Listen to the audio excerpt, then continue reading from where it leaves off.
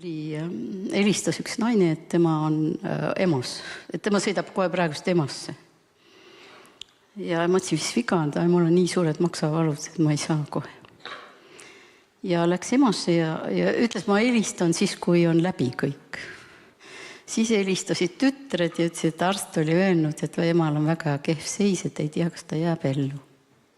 Et maksaga midagi väga kõvasti lahti. Ja et mis mina arvan. Ma ütlesin, et mina ei arva midagi.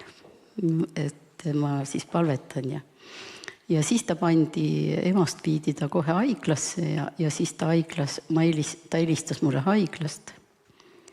Aga ma küsisin Püha Vaim, et mis see siis nüüd lahti on, see maks, nüüd järsku nii suured valud.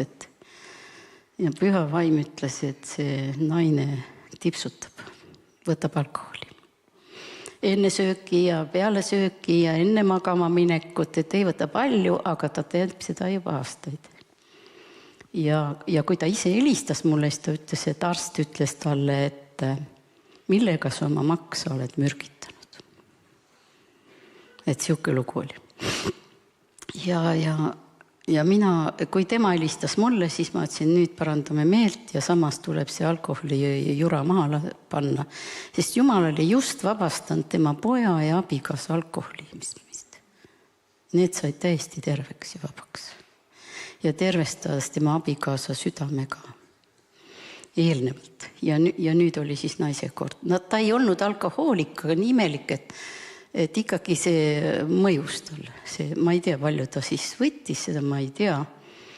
Ja ta parandas meelt ja palus andeks Jumala käest ja nüüd ta ei võta grammigi.